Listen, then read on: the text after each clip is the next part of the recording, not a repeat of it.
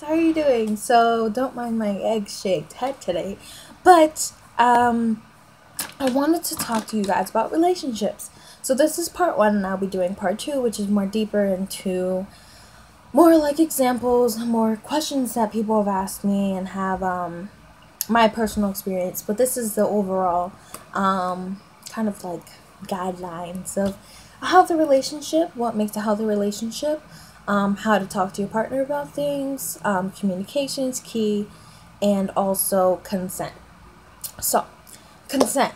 I'll start first and foremost with just because something was okay in the past does not mean it is always okay in the present and future. So if it was okay to talk about a certain subject in the past, doesn't mean it's always okay to bring it up all the time. Just because it was okay to talk or touch or some place or whatever or do something in the past doesn't mean that it's always gonna be okay to do in the future. You know what I mean? So like stuff like that is very important for relationships to be successful and to be healthy, because it's very important to know that not everything's gonna be okay. Not everything is gonna be repeated and comfortable. Consent in terms of just like topics, in terms of like what's okay and what's not okay. It's very important. Consent is very important, just how communication is always important. Communication and communicating is very important because it can help clear the air about a lot of things. Because in your mind you could be thinking, oh, this person doesn't like when I do this and I'm annoying this person. When you actually talk to them about it, they're like, it doesn't annoy me. I mean, it might be weird, but it doesn't annoy me. So it's always important to have communication. Always talk about issues that are coming up.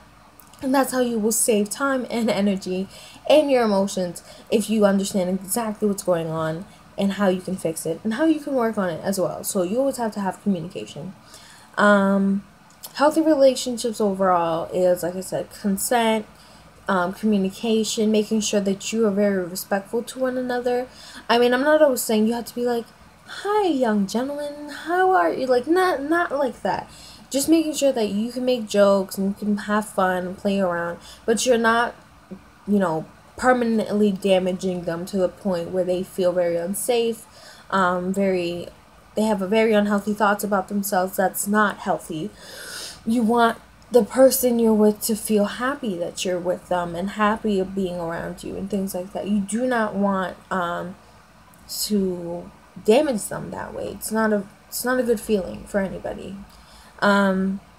Also, making sure that you are being very aware of who your partner is. Because I know a lot of people are like, I've been in plenty of relationships, I know how they all work. Every person you're going to be with is very different, whether that's in friendships, relationships, or even just, like co-workers or anything. Doesn't mean just because you've had them before, or if you've had coworkers or friends or anything, doesn't mean that you're gonna know exactly what to do. They're all different. They're all, you all have to figure out who that person is and what it is that they like and don't like. It's very specific to that one person. So making sure that you're being very aware and sensitive to the fact that people are all different, and you're gonna have to know things, and you're gonna have to ask questions, and it might be awkward, but it's very important to know. Healthy relationships overall are very important to have.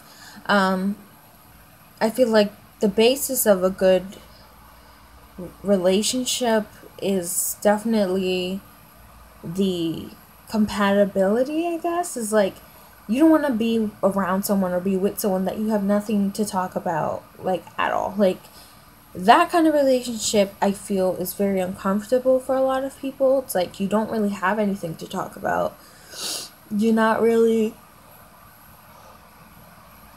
Sorry, I'm not bored. I'm just yawning, sorry. It's not like you don't have anything in common. It's not like you don't care. It's just you don't have anything to talk about. And I feel like those relationships don't last, because it's probably only going to be for one thing, if anything. It's probably a sexual relationship that I see that happens most often, that you don't really have anything in common except the activities that you do. So making sure that you have a lot in common with the person you're having relations with, just so that it can be more fun and enjoyable and, you know, beneficial to you guys, because you guys can talk about stuff and really, you know, communicate. Like I said, that this is part one. I'm gonna make a part two on the more deeper consent and the things that are okay and not okay to do in a relationship and things like that. So thank you guys so much for watching. Remember, life is key to a very successful day. Remember to love one another and treat each other kindly. And that every person that you meet is going to be somewhat very important to you guys in the future. So treat everybody with kindness. Bye guys. Be ready for part two.